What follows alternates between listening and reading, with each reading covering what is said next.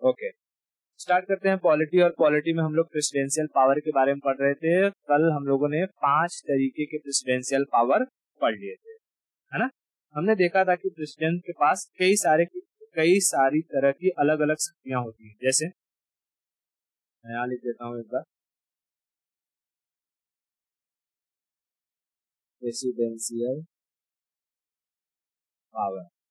Presidential power में हमने देखा था एक एग्जीक्यूटिव, दूसरा हमने देखा था लेजिस्लेटिव, तीसरा हमने क्या देखा था, डिप्लोमेटिक, चौथा हमने क्या देखा था,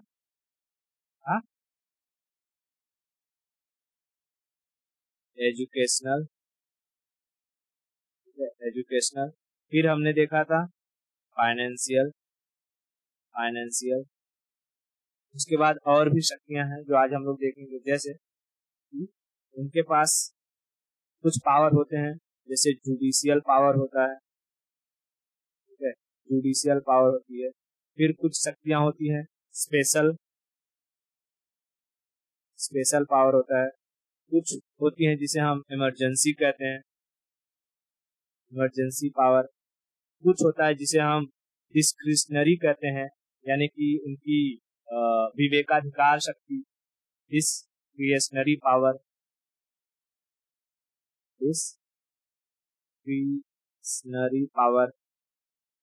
ठीक है, विवेकाधिकार शक्ति, डिस्क्रिशनरी पावर। और कुछ बचा क्या, और कौन सी पावर होती है, मिलिट्री। मैंने मिलिट्री नहीं कहा, हाँ मिलिट्री नहीं लिखा है, मिलिट्री पावर, ठीक है, मिलिट्री पावर। तो लगभग ये 8 से जो 10 तरीके की शक्तियां इसके पास होती है प्रेसिडेंट के पास, जिनमें से हमने 5 तरीके के पढ़ लिए थे। एग्जीक्यूटिव पढ़ लिया था, लेजिस्लेटिव पढ़ लिया था, डिप्लोमेटिक, एजुकेशनल और फाइनेंशियल पढ़ लिया था। देखो इसमें जो ये सारी शक्तियां है ना, ये सारी की सारी शक्तियां आर्टिकल 53 के तहत आ जाती हैं। ये आर्टिकल 53 में कैसे जो प्रेसिडेंट होते हैं वो एग्जीक्यूटिव के हेड होते हैं, उन्हें कहाँ कहाँ पर सिग्नेचर करना रहता है, किस चीज के लिए उनकी जरूरत होती है, वो सब इसमें हम पढ़ लेते हैं। इसमें से एक शक्ति है जैसे जो जुडिशियल पावर है, जुडिशियल पावर, न्यायिक शक्ति, ये आर्टिकल 72 के तहत आता है, ठीक है, आर्टिकल 72 के तहत। मैं इसके बारे में अच्छे से पढ़ाऊंगा डिटेल से कि हाँ उसमें कौन कौन से पार्डन क्या होता है, रिमिशन क्या होता है, ठीक है, रिप्राइव क्या होता है, अलग अलग तरीके की जुडिशियल शक्तियां किसके पास होती है, प्रेसिडेंट के पास, उसके बारे में हम समझेंगे। Special power, emergency power. Emergency भी अगर देखेंगे तो अलग अलग आर्टिकल के तहत आता है, 352, 356, 360, समझ आ रहा है क्या। तो इसमें हमें कंसेप्ट के साथ साथ थोड़े आर्टिकल भी याद रखना है। हालांकि जब मैं पार्ट 18 पढ़ाऊंगा तो उसमें इमरजेंसी अलग से है, हमारे कॉन्स्टिट्यूशन में इमरजेंसी अलग से दिया हुआ है अच्छे से, तो हम यही उसमें ज्यादा रोल रहता है प्रेसिडेंट का ही, तो हम प्रेसिडेंशियल पावर में ही इमरजेंसी को अच्छे से पढ़ लेंगे। जब पार्ट 18 में आएंगे तो हम जैसे रिकॉल करेंगे कि देखो हमने वो सब पढ़ा था, और एक बार हम वहां पर क्विक क्या कर देंगे, रिवीजन कर देंगे, हमारा पार्ट 18 खत्म हो जाएगा, ठीक है, ओके। उसके बाद हम डिस्क्रिशनरी पावर देखेंगे और फिर मिलिट्री पावर देखेंगे। देखो पहले हम समझ लेते हैं, अच्छा ये मिलिट्री पावर क्या होता है, मतलब कि प्रेसिडेंट के पास मिलिट्री पावर कैसे है, ठीक है, प्रेसिडेंट के पास मिलिट्री पावर किस तरीके से है, ठीक है।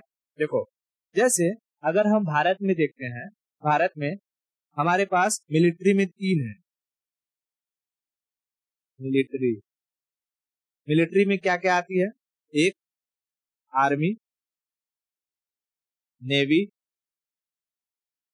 एयरफोर्स। देखो कोई भी देश जिसका लैंड बॉर्डर समुद्र के साथ अगर अटैच होता हो तो उनके पास ये तीनों तरीके की मिलिट्री मिल जाएगी, आर्मी मिल जाएगी, नेवी मिल जाएगी, एयरफोर्स मिल जाएगा। जिसका लैंड बॉर्डर समुद्र के साथ नहीं अटैच होता वहां पर हमें नेवी देखने को नहीं मिलती है? जैसे कि म्यांमार, अरे म्यांमार बोलो, म्यांमार के पास तो है वो क्या कहते हैं, मंगोलिया, मंगोलिया का तो कोई भी बॉर्डर अटैच ही नहीं करता है किसके साथ, इसके समुद्र के साथ, तो उनके पास नेवी नहीं रहेगी। ठीक है, तो ऐसे ही हर देश के पास एक अपनी मिलिट्री होती है, हर देश के पास अपनी मिलिट्री होती है, और मिलिट्री बहुत अच्छी होती है। मिलिट्री ना हो तो किसी भी देश पर कोई दूसरा देश आसानी से कब्जा कर लेगा, उसको मार पीट के रद्द कर देगा। इसलिए मिलिट्री देश का एक इम्पोर्टेंट हिस्सा होता है। लेकिन वो मिलिट्री तब तक ही अच्छी होती है जब तक वो सिर्फ अपना काम कर रही हो। जैसे कि मिलिट्री का काम है लड़ाई करना, बॉर्डर की रक्षा करना, तो बॉर्डर की रक्षा करे, उसी में ही उसकी क्या है, एक खूबी है, वो अपने काम को परफॉर्म अंजाम दे सकती है। लेकिन जब कभी भी मिलिट्री देश को संभालने लगती है ना, तब वहां पर लोगों की हालत खराब हो जाती है। हम इसके एग्जाम्पल कई देख सकते हैं, जैसे म्यांमार में अभी हुआ। डेमोक्रेटली इलेक्टेड जो ये थी, वहाँ की प्रधानमंत्री थी, ये थी आंग सान सूची। आंग सान सूची को वहाँ के जो जनरल थे उन्होंने जेल में डाल दिया, और पूरी जो ये था देश था, कंट्री था म्यांमार को क्या कर लिया, कब्जा लिया। वहां पर अब जितने भी लोग हैं, लोगों के ऊपर जो है कि टैंक से गोले चलाए जा रहे हैं, बंदूकों से मारा जा रहा है, लोग वहां से एक जगह से दूसरी जगह भाग रहे हैं। म्यांमार में लोगों का जीना मुश्किल हो गया है। लोग प्रोटेस्ट कर रहे हैं कि आंग सान सूची को रिलीज करो, वापस लाओ। लेकिन ऐसी सिचुएशन में, क्योंकि वहां क्या हो चुका है, तख्ता पलट हो चुका है। जिन्हें जनता ने वोट देकर जिताया था उनको जेल में डाल दिया गया है, और मिलिट्री ने क्या कर लिया, टेक ओवर कर लिया है। यानी अब सारा करता धरता मिलिट्री हो गई है।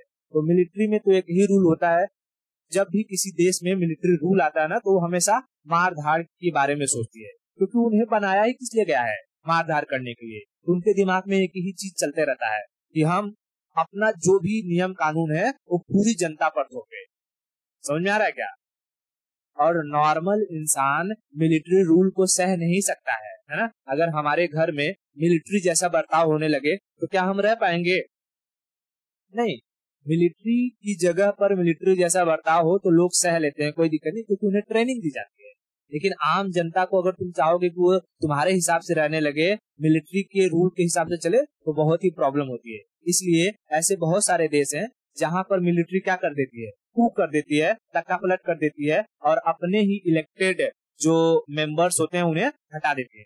ऐसा कई बार हुआ है पाकिस्तान में भी। पाकिस्तान में हमें देखने को भले डेमोक्रेसी मिल जाती है, लेकिन वहां पर सारा करता धरता कौन रहता है? मिलिट्री का हेड, ये जो है जनरल बाजवा है ना, वो सारा करता धरता यही करता है। जैसे अगर हमारे देश में किसी चीज दूसरे देश के साथ बातचीत करना है तो हमारे यहाँ के कौन जाते हैं? प्रधानमंत्री जाते हैं। लेकिन वहां पर कौन जाएगा? मिलिट्री का हेड जाता है। ठीक है, तो वहां का चाहे प्रेसिडेंट हो, प्रधानमंत्री हो, सबसे ऊपर किसे माना जाता है? ये मिलिट्री के जो हेड रहता है उसी को माना जाता है, क्योंकि तो जब चाहे ये मिलिट्री कूप करके उन्हें तख्ता पलट करवा सकता है, हटा सकता है। समझा? तो देखो, किसी भी देश में मिलिट्री तभी तक अच्छी रहती है, मैंने बताया, जब तक वो सिर्फ अपना काम कर रही हो। भारत में जब हमारे संविधान को लिखा जा रहा था तो वो लोग समझते थे इस बात को भली भांति कि अच्छा मिलिट्री कूप कैसे हो जाता है। जब मैंने कहा कि भाई मिलिट्री में 3 आती हैं, आर्मी, नेवी, एयरफोर्स, तीनों आते हैं, और अगर ये तीनों का पावर किसी एक इंसान के हाथ में दे दिया जाए, सिंगल पर्सन के पास पावर दे दिया जाए, तब वो क्या करेगा? तीनों को आदेश देगा, चारों तरफ से देश को घेर लेगा, और जो भी इलेक्टेड मेंबर रहेंगे उन्हें तुरंत हटा देगा, है ना।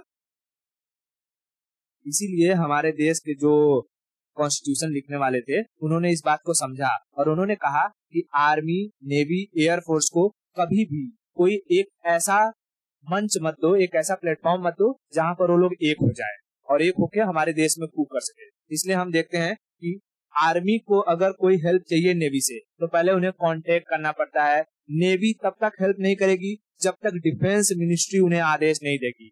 तो हम देखते हैं आर्मी, नेवी, एयरफोर्स के ऊपर बैठी होती है डिफेंस मिनिस्ट्री, है ना। डिफेंस मिनिस्ट्री के ऊपर होते हैं प्रेसिडेंट। तो प्रेसिडेंट को आर्मी, नेवी और एयरफोर्स का हेड माना जाता है ना। आर्मी, नेवी, एयरफोर्स का हेड माना जाता है। और प्रेसिडेंट किसके अकॉर्डिंग चलते हैं? मंत्रालय के अकॉर्डिंग, मिनिस्ट्री के अकॉर्डिंग, काउंसिल ऑफ मिनिस्टर्स के अकॉर्डिंग, है ना। तो हम अगर भारत में देखें तो हमें दिखाई देता है यहाँ पर मिलिट्री का जो पावर है ना वो डिस्ट्रीब्यूटेड है। कोई एक इंसान अकेले कोई काम कर नहीं पाएगा। समझ में आया क्या? ओके, तो देखो अब क्या होता था कि जैसे जब कारगिल वगैरह युद्ध हुआ तो उसमें हमें कई बार ऐसा देखने को मिला कि आर्मी हमारी तो लड़ रही है जमीन पर, लेकिन हमें एयरफोर्स की जरूरत है। बट कोई एक ऐसा प्लेटफॉर्म नहीं है जहां पर कोऑर्डिनेशन कर सके और कोई एक इंसान तीनों के जो, जैसे कि आर्मी में क्या क्या कमियां हैं या क्या क्या चाहिए, नेवी में क्या क्या कमी है, क्या क्या चाहिए, एयरफोर्स में क्या क्या चाहिए, इन सबको जानने वाला कोई एक इंसान था ही नहीं, तो कभी पता ही नहीं चल पाता था। जैसे कि आर्मी को जरूरत है कि अभी एयरफोर्स उड़ कर आए, अब एयरफोर्स के पास ऐसी जहाजें ही नहीं है जो रात में उड़ान भर सके, है ना। इस बात का पता जो कि किसी एक पर्टिकुलर इंसान को रहना चाहिए था, इसीलिए इसीलिए इन तीनों चीजों के बारे में जानकारी किसी एक इंसान को रहे, लाया गया सीडीएस का पद। CDS CDS CDS chief of defence staff. Chief of defence staff ये डिफेंस मिनिस्ट्री के अंडर काम करती है, डिफेंस मिनिस्ट्री के अंडर। ये जो पर्सन है ये आर्मी नेवी एयरफोर्स को कोई डायरेक्शन नहीं दे सकते, बट आर्मी नेवी एयरफोर्स को क्या क्या जरूरी है, नेवी को कौन से सबमरीन चाहिए, कौन सा कैरियर चाहिए, एयरफोर्स को कौन से लड़ाकू विमान चाहिए, कौन से हेलीकॉप्टर चाहिए, मिलिट्री में कौन सा हथियार चाहिए, इन सब की जानकारी किसके पास रहता है, सीडीएस के पास। सीडीएस रिकमेंड करता है इसको, डिफेंस मिनिस्ट्री को, और डिफेंस मिनिस्ट्री उसे पार्लियामेंट में पास करा करके साइन करवाता है प्रेसिडेंट से, और फिर सारा का सारा डील किया जाता है। समझ में? हाँ, तो हमारे यहाँ जो मिलिट्री का पावर है वो क्या है, वो डिस्ट्रीब्यूटेड है या यूनिलेटरल है, डिस्ट्रीब्यूटेड है, ठीक है, सेंट्रलाइज्ड नहीं है, डिसेंट्रलाइज्ड है। जब पावर डिस्ट्रीब्यूट रहता है तो उसे हम कहते हैं डिसेंट्रलाइज्ड, और पावर किसी एक इंसान के हाथ में रहता है तो उसे हम कहते हैं सेंट्रलाइज्ड। तो आर्मी का जो पावर है, मिलिट्री का जो पावर है हमारे देश में वो कैसा है, डिसेंट्रलाइज्ड है, डिसेंट्रलाइज्ड, जिसकी वजह से हमारे देश में कभी भी आर्मी coup नहीं हो सकता है। Are you getting my point? Army coup नहीं हो सकता है। हमारे जो पहले सीडीएस थे वो कौन थे, बिपिन रावत साहब, जिनकी मौत किसमें हो गई, वही जो कि विमान दुर्घटना में हेलीकॉप्टर उनका क्रैश कर गया और उनकी मृत्यु हो गई। और अभी हमारे जो करंट सीडीएस हैं वो कौन है, जनरल अनिल चौहान, ठीक है, जनरल अनिल चौहान, ये हमारे सीडीएस है। तो सीडीएस के पास इन तीनों सेनाओं का क्या रहता है, एक्सेस रहता है। ये देख सकता है कि भाई जैसे मान लो कोई जंग छिड़ गई चाइना के साथ, चाइना के साथ लड़ने के लिए पहले तो हमारी आर्मी जाएगी क्योंकि जमीन पर लड़ाई होगी, है ना, आर्मी जाएगी। इस बात का पता किसको रहेगा, सीडीएस को।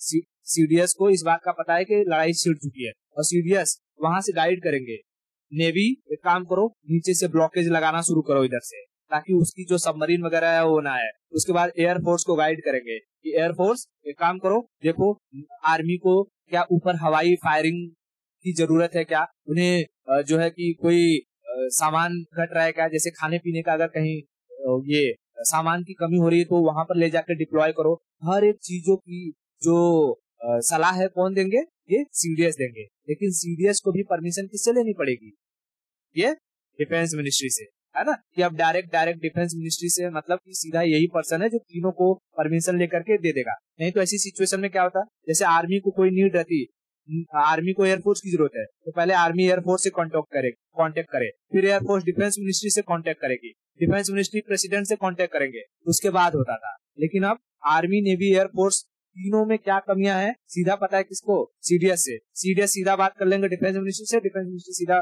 प्रेसिडेंट से बात करके चीजें निपटारा कर देंगे। क्या अब आर्मी को एयरफोर्स से बात करने की जरूरत पड़ेगी, नहीं। नेवी को एयरफोर्स से बात करने की जरूरत पड़ेगी, नहीं। क्यों, क्योंकि आ गया है सीडीएस का पोस्ट, सीडीएस का पोस्ट। इतना समझ में आ, ओके। तो बताओ हमारे देश में आर्मी नेवी एयरफोर्स तीनों का हेड कौन है, सीडीएस नहीं। अगर जब हम हेड की बात करेंगे तो तीनों का हेड होता है प्रेसिडेंट, ठीक है, तीनों का हेड होता है president. President army navy air force तीनों का हेड होता है, ठीक है, प्रेसिडेंट ही है जो किसी भी देश के साथ वॉर करना है या वॉर को खत्म करना है डिसाइड करता है। प्रेसिडेंट ही डिसाइड कर सकता है क्या वॉर को स्टार्ट करना है, वॉर स्टार्ट और वॉर एंड, वॉर को स्टार्ट करना है या वॉर को खत्म करना है, ये प्रेसिडेंट ही डिसाइड करना है। किसी देश पर न्यूक्लियर वॉर करना है या नहीं करना है, या न्यूक्लियर वेपन का इस्तेमाल करना है या नहीं करना है, कौन डिसाइड कर सकता है? प्रेसिडेंट। ठीक है, न्यूक्लियर वॉर, न्यूक्लियर वॉर, इतनी चीज समझ में आ गई? ओके, तो प्रेसिडेंट की ये जो मिलिट्री पावर है, मिलिट्री पावर में हमें तीन चीजें देखनी है। तीनों सेनाओं का हेड कौन होता है? प्रेसिडेंट होता है। किसी भी देश के साथ वॉर करना है नहीं करना है, रोकना है, कौन डिसाइड करेगा? प्रेसिडेंट। कहीं पर न्यूक्लियर वॉर अगर मारना है तो आखिरी डिसीजन किसका होगा? प्रेसिडेंट का। इतना चीज क्लियर हुआ? तो हमने ये देख लिया कौन सा? प्रेसिडेंट का मिलिट्री पावर, प्रेसिडेंट का मिलिट्री पावर। ठीक है, ओके। अब हम लोग प्रेसिडेंट की ना डिस्क्रिशनरी पावर, डिस्क्रिशनरी को कहते हैं विवेकाधिकार शक्ति, विवेकाधिकार शक्ति, विवेकाधिकार शक्ति। अब देखो, विवेकाधिकार मतलब क्या? अपनी बुद्धि का इस्तेमाल करने वाली शक्ति, है ना। जैसे कि अगर तुमसे तुम्हारे घर वालों ने कहा कि देखो बेटी, ये लड़का हमने ढूंढा है, ये बहुत बढ़िया है, लेकिन तुमने गए उससे बातचीत किए, तुमको ऐसा लग रहा है कि ये तो उसको कुछ आता जाता है नहीं, है, दारू वारू पीता है, घर वालों को पता नहीं क्या देखे हैं ये लोग, घर वाले कह रहे हैं बहुत बढ़िया लड़का है, तो वहां पर तुम अपना किस शक्ति का प्रयोग करोगे? Discretionary power. वहां पर तुम कहोगे कि नहीं, मुझे इस इंसान के साथ शादी नहीं करनी है, और ये तभी पॉसिबल है, कब पता है? जब तुम्हारी खुद की कोई आइडेंटिटी होगी, जब तुम्हारे पास खुद कोई पावर होगा, जब तुम्हारी खुद का कुछ ओहदा होगा। इसलिए पढ़ाई लिखाई करो और जॉब लो। ठीक है, हाँ, तो आप समझते हैं हम लोग डिस्क्रिशनरी पावर क्या होता है। जैसे कि जब कभी भी हमारे यहाँ पार्लियामेंट का क्या होता है, चुनाव होता है। पार्लियामेंट में कितने सदन? पार्लियामेंट, पार्लियामेंट में दो सदन, लोकसभा और राज्यसभा, लोकसभा और राज्यसभा, लोकसभा और राज्यसभा। लोकसभा में कुल कितने मेंबर? 545, और राज्यसभा में 245, राज्यसभा में 245। ठीक है, 245। अब देखो, कोई भी सरकार जो बनती है वो लोकसभा से बनती है। ठीक है, जब हम लोग लोकसभा राज्यसभा पढ़ेंगे तो उसको और अच्छे से डिटेल से पढ़ेंगे। अब यहाँ समझो कि देश को चलाने के लिए जो गवर्नमेंट बनती है, गवर्नमेंट वो कहाँ से बनती है?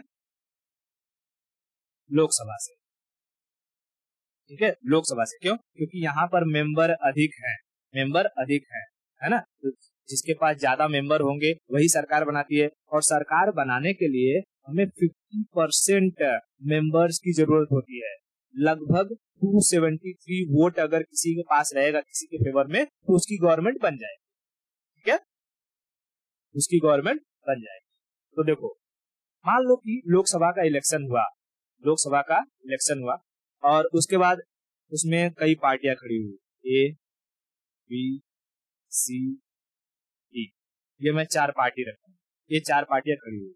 ए को मिल गया 100 वोट, बी को मिल गया 200 वोट, सी को मिल गया 50 वोट, डी को मिल गया जो है 80 वोट। एक बात बताओ, अब ऐसी सिचुएशन में क्या ए, बी, सी, डी में से कोई भी गवर्नमेंट बना सकता है?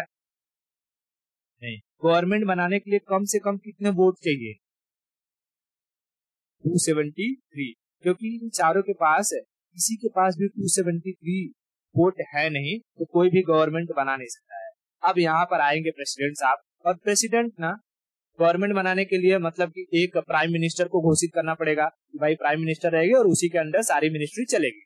ठीक है, तो प्रेसिडेंट साहब आएंगे, वो उनका देखेंगे, भाई मुझे मन कर रहा है कि ये जो डी है, डी वाली पार्टी को जो इंसान है उसको हम पीएम बनाना चाहते हैं। ये क्या कहेंगे? पार्टी डी, आओ यहाँ अपना कैंडिडेट लाओ, हम तुम्हें पीएम बना देते हैं, और तुम्हें 1 महीने का मौका देते हैं, यानी 30 दिन का, 30 दिन का टाइम पीरियड दे रहे हैं कि तुम 30 दिन में अपना बहुमत साबित कर दो, यानी कि 273 सीट लेकर के आ जाओ कैसे भी। मैंने क्या कहा, बात समझ में आया क्या? हाँ, आएंगे कौन? प्रेसिडेंट साहब, किसी भी, चाहे ए, बी, सी, डी, उनका उनको जिस भी पार्टी के लिए मन करेगा कि मुझे डी पार्टी को कैंडिडेट, जो डी पार्टी है उसके कैंडिडेट को पीएम घोषित करना है, वो पीएम घोषित कर दिए। और उन्होंने कहा कि एक महीने के अंदर तुम क्या करो, अपना मेजोरिटी साबित करो। अब मेजोरिटी ये कैसे साबित करेगा, तो कहेगा ए भैया बी आ जाओ हमारे साथ तुम मिल जाओ, हम लोग 280 हो जाएंगे, हमारी मेजोरिटी हो जाएगी, हम गवर्नमेंट बना लेंगे, है ना। हाँ, तो अब यहाँ पर जो गवर्नमेंट बनेगी उसे हम कहेंगे कोअलिशन गवर्नमेंट। क्या कहेंगे, कोअलिशन गवर्नमेंट। कोअलिशन यानी गठबंधन की सरकार। लेकिन एक बात समझो, जब इलेक्शन के बाद किसी भी पार्टी को मेजोरिटी ना मिले, किसी भी पार्टी को अगर मेजोरिटी नहीं मिल रहा है, तो ऐसी कंडीशन को कहा जाता है त्रिशंकु। क्या कहा जाता है, त्रिशंकु की सरकार। ठीक है, त्रिशंकु की कहानी पता होगा अगर, कि मतलब कोई माइथोलॉजी में ऐसा कहा जाता है कि भाई कोई पर्सन थे जिनको पृथ्वी लोक से भी निकाल दिया गया था और स्वर्ग लोक से भी निकाल दिया गया था। वो पृथ्वी लोक और स्वर्ग लोक के बीच में ही लटक के रह गए थे। इसलिए जब कोई इंसिडेंट ऐसा होता है जो न तो पूरा हो और न हो खत्म हो, तो उसे ही कहा जाता है कि त्रिशंकु हो गया है, ना मुझे इधर का छोड़ा ना उधर का छोड़ा। ठीक है, तो ऐसी सिचुएशन में जब किसी भी पार्टी के पास मेजोरिटी नहीं आती है तो उसे हम त्रिशंकु गवर्नमेंट कहते हैं। और त्रिशंकु कंडीशन में पीएम किसे बनाना है कौन डिसाइड करता है, प्रेसिडेंट जिस ग्रुप के इंसान को पीएम बनाते हैं उसे कितने दिन का टाइम पीरियड देते हैं कि वो अपना मेजोरिटी साबित करे, 30 दिन का। 30 दिन में अगर इस बंदे ने 273 सीट ला दिया तब उसकी गवर्नमेंट कंटिन्यू हो जाएगी। लेकिन अगर उसने 30 दिन के अंदर गवर्नमेंट नहीं लाया तब प्रेसिडेंट को फिर से किसी को वो प्रधानमंत्री बनाना होगा और उसे कहना होगा कि ठीक है तुम क्या करो, अपना जो है मेजोरिटी साबित करो। अच्छा आप समझो, जब ऐसी सिचुएशन आती है यहीं से शुरू होता है ना करप्शन का पूरा चिट्ठा शुरू होता है यहीं से। क्योंकि जैसे मान लो कि जो प्रेसिडेंट ने इस डी वाले पार्टी के इंसान को बना दिया प्रधानमंत्री। अब डी वाला पार्टी कहेगा बी वाले को कि भैया आओ और हमसे मिल जाओ। तो देखो सरकार बन रही है किसकी वजह से, इस बी के वजह से, क्योंकि अगर बी जब तक डी के साथ मिलेगा नहीं सरकार बनेगी नहीं, है ना। इसलिए बी पार्टी को हम कहेंगे किंग मेकर। क्या कहेंगे, किंग मेकर।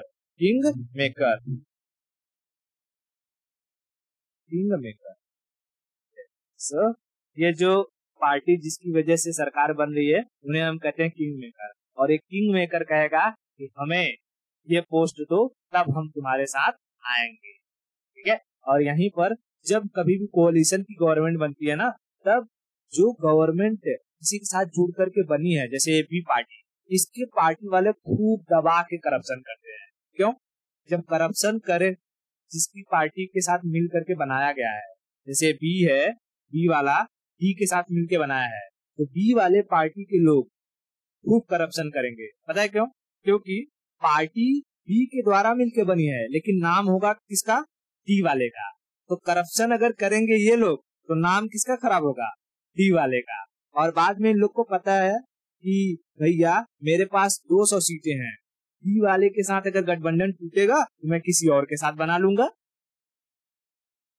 ठीक है, तो ऐसी जब भी कोalition की गवर्नमेंट बनती है तो उसमें करप्शन भरपूर होता है। तो ये जो डिस्क्रेशनरी पावर थी, विवेकाधिकार शक्तियां राष्ट्रपति की, ये समझ में आ गई क्या।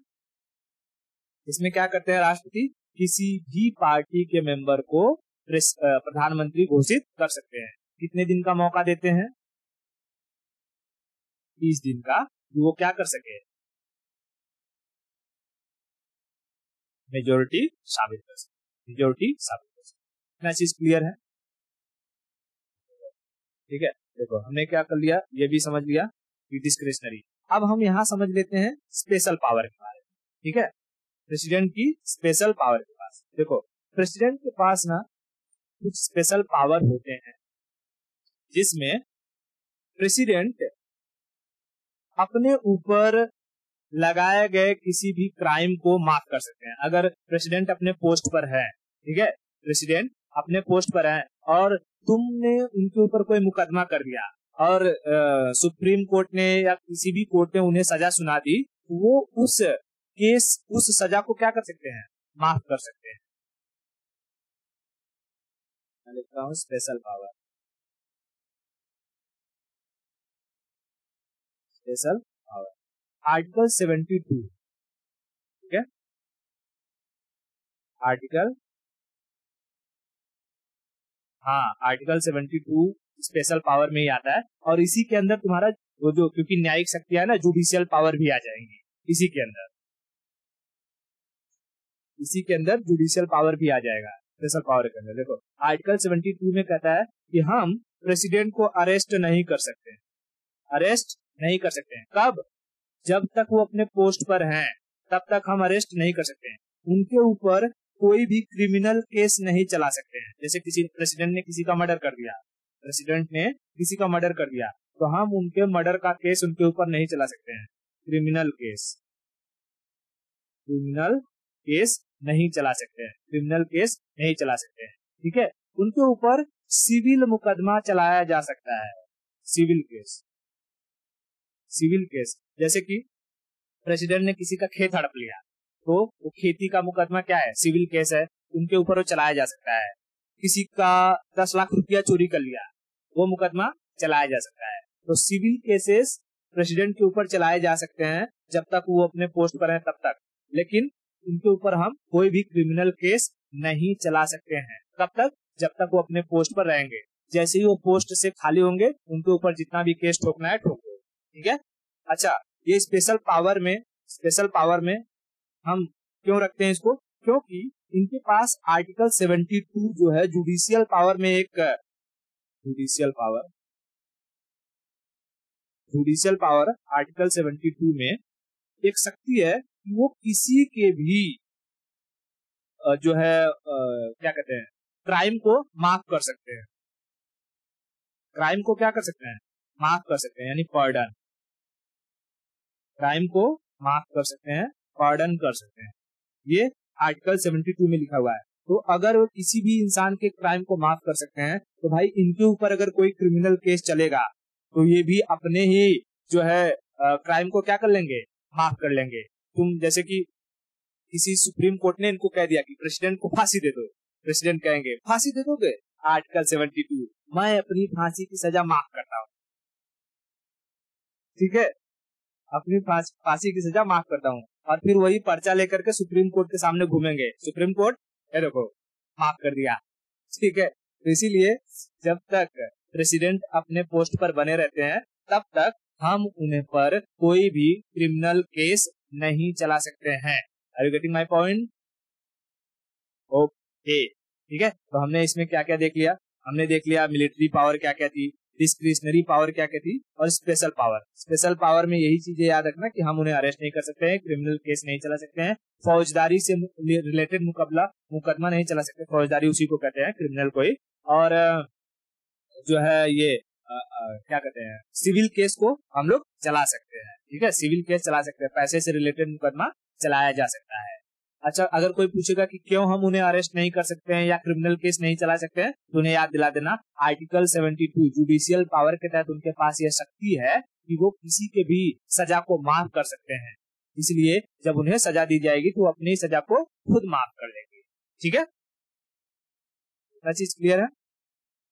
ओके, तो आज के लिए इतना रखते हैं। बाकी जो सजा वाला चीज है कि पार्डन क्या होता है, कम्यूटेशन क्या होता है, रिमिशन क्या होता है, जुडिशियल पावर के अंदर कौन कौन से अलग अलग कैटेगरी आती हैं, उनके बारे में हम नेक्स्ट लेक्चर में देखेंगे।